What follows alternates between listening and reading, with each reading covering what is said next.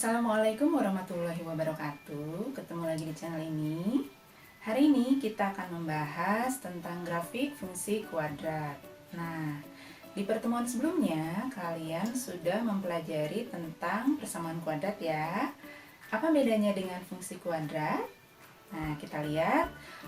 Sebelumnya, kalian sudah mengenal bentuk umum dari sebuah persamaan kuadrat seperti ini ya. Bentuknya yaitu ax kuadrat plus bx plus c sama dengan 0, di mana a, b, dan c-nya adalah anggota bilangan real ya. Bagaimana dengan bentuk umum fungsi kuadrat? Nah, bentuk umum fungsi kuadrat yaitu fx sama dengan ax kuadrat plus bx plus c, atau bisa juga dituliskan y sama dengan ax kuadrat plus bx plus c, di mana a-nya tidak sama dengan 0, lalu a, b, c, serta x dan y-nya adalah anggota himpunan bilangan real. Jika dilihat dari bentuk umumnya, sekilas persamaan kuadrat dengan fungsi kuadrat agak mirip ya, namun tentu saja pengertiannya berbeda.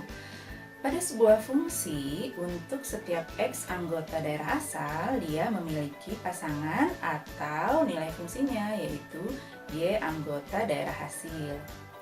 Di kelas 8, kalian juga sudah pernah mempelajari tentang fungsi, lebih tepatnya yaitu tentang fungsi linier. Mari kita lihat kembali tentang fungsi linier yang sudah pernah kalian pelajari di kelas 8 ya. Bentuk umum dari sebuah fungsi linier yaitu fx sama dengan ax plus b. Di sini variabelnya berderajat 1 atau berpangkat 1. A serta B-nya juga anggota himpunan bilangan real ya. Nah, seperti apakah bentuk grafik dari sebuah fungsi linier? Nah, misalkan di sini kita punya sebuah fungsi linier yaitu fx sama dengan x plus 2. Jika digambarkan ke dalam bentuk grafik, maka fungsi linier fx sama dengan x plus 2 akan membentuk sebuah garis lurus seperti ini. Lalu, bagaimanakah bentuk grafik dari sebuah fungsi kuadrat? Sebelum kita mencoba menggambar sebuah fungsi kuadrat, mari kita simak dulu tayangan berikut ini ya.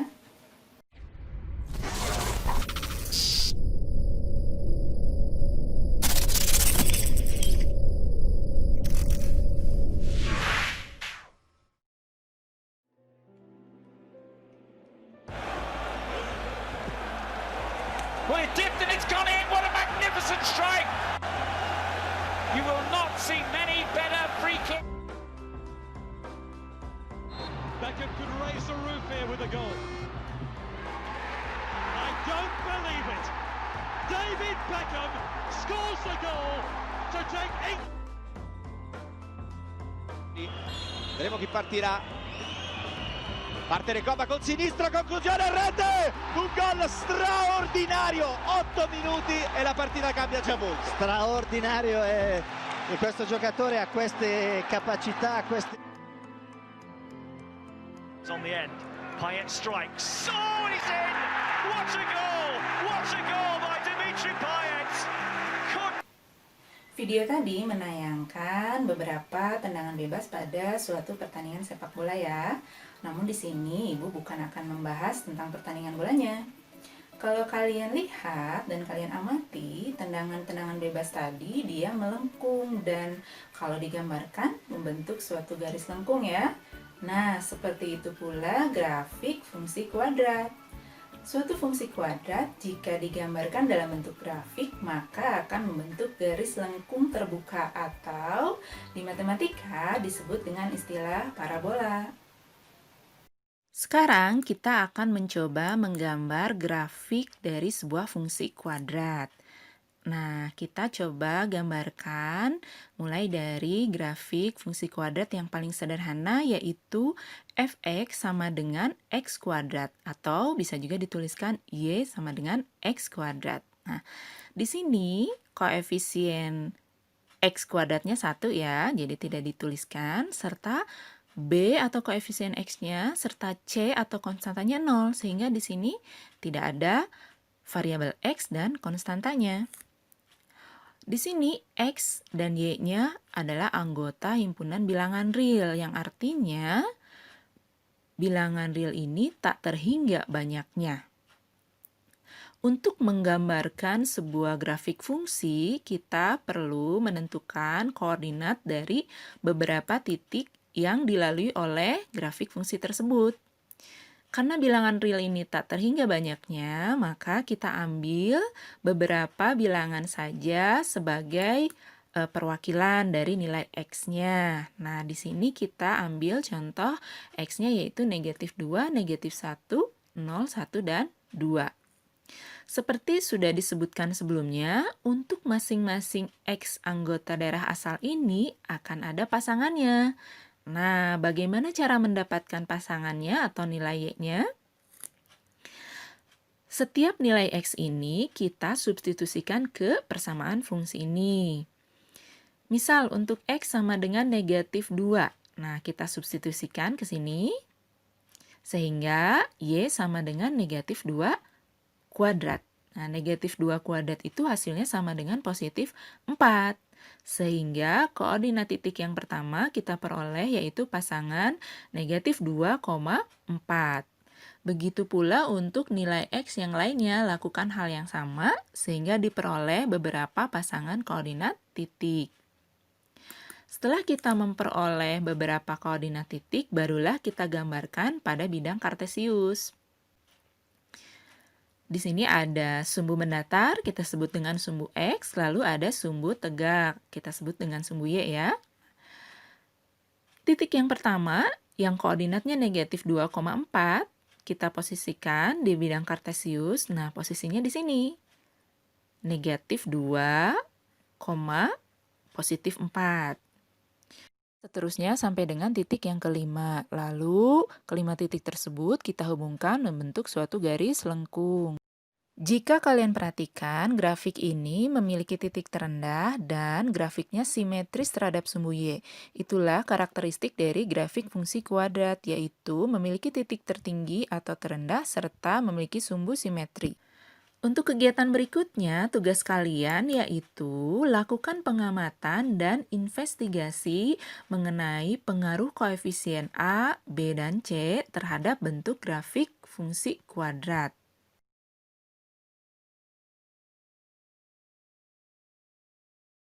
Untuk mengerjakan tugas tersebut, silahkan kalian masuk ke Google Classroom, lalu masuk ke kelas matematika ya. Di sana Ibu sudah posting tugas baru yaitu tugas grafik fungsi kuadrat di forum. Silahkan kalian klik judul tugasnya.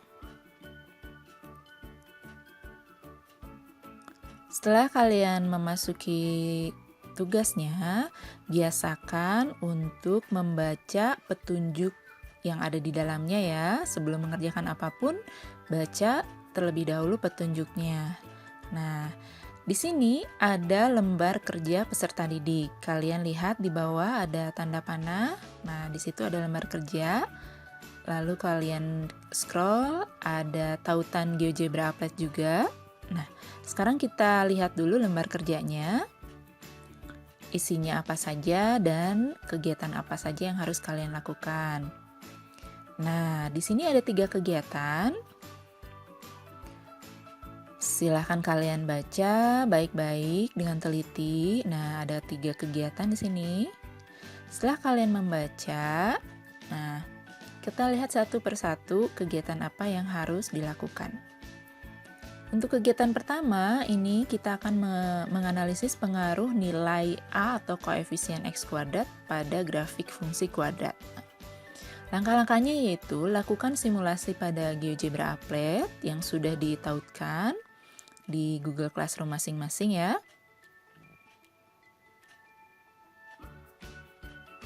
Nah, di sini ada link GeoGebra Applet, silahkan diklik. Kalian akan memasuki halaman ini. Tadi untuk kegiatan pertama kita diminta untuk menggeser slider. Nah, di sini ada 3 buah slider. Slider yang pertama yang paling atas yaitu untuk nilai A, Lalu yang di tengah itu slider untuk nilai B, dan yang ketiga yaitu slider untuk nilai C.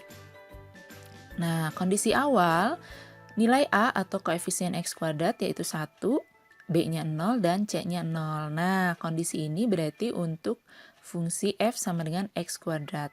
Jika slider A-nya kalian geser ke kanan, maka grafiknya perhatikan seperti itu, ada perubahan ya.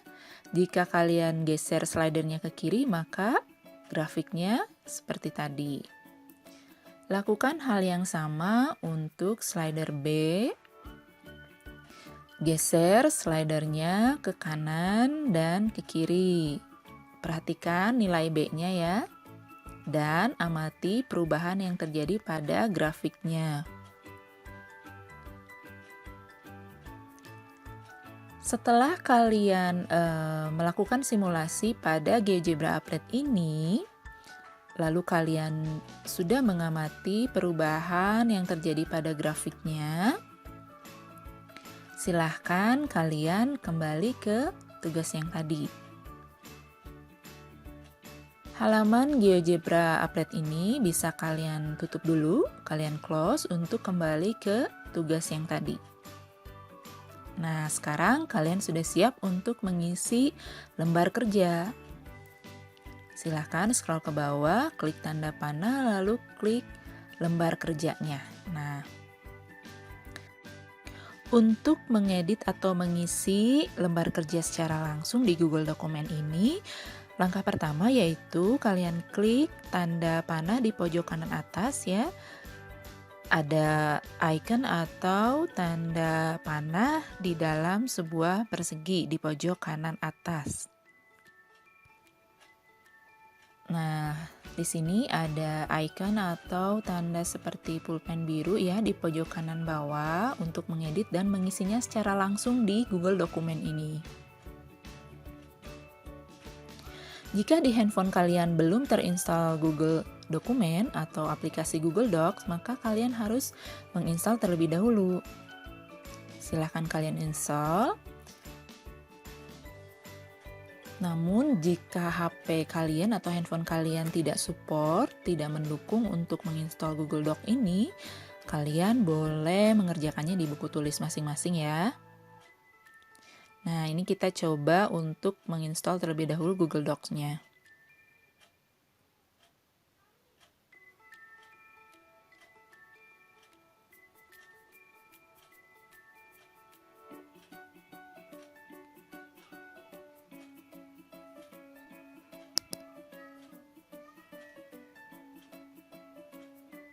Nah, jika sudah terinstall, kita tutup Play Store-nya, lalu kita kembali ke tugasnya. Nah, di sini kalian sudah siap untuk mengisi langsung lembar kerja di Google Docs ini. Klik pulpen birunya untuk mengedit dan mengisi langsung di sini. Tuliskan nama lengkap kalian beserta kelas. Jangan lupa ya. Misal ini ibu tulis namanya yaitu Siti Hafitri ya, kelas 91. Nah, kalian tadi sudah mengamati kan simulasi dan melakukan simulasi di GeoGebra Applet. Nah, hasil pengamatannya kalian tuangkan dan tulis di lembar kerja ini. Untuk mengisi tabel yang ada di kegiatan 1, silakan kalian klik di baris pertama pada tabel tersebut ya, ada pertanyaan yang harus kalian isi. Berikutnya ada juga pertanyaan di bawahnya, silakan scroll. Misalkan jawabannya perbedaannya adalah bla bla bla. Nah, silakan diketik di keyboardnya. Jika sudah selesai menjawab, kalian bisa klik tanda back untuk menghilangkan keyboardnya. Nah, setelah di-scroll sampai bawah dan kalian sudah menjawab sampai dengan kegiatan 3, kalian scroll lagi ke atas Nah, di sana ada tanda checklist di pojok kiri atas. Silakan klik, maka perubahan atau hasil yang kalian isi sudah tersimpan. Jangan lupa klik tombol turn in. Nah, ini berarti kalian sudah selesai menyerahkan tugas kalian di Google Classroom. Selamat mencoba. Untuk pertemuan kali ini Ibu cukupkan sekian. Kita ketemu lagi di pertemuan berikutnya ya. Wassalamualaikum warahmatullahi wabarakatuh.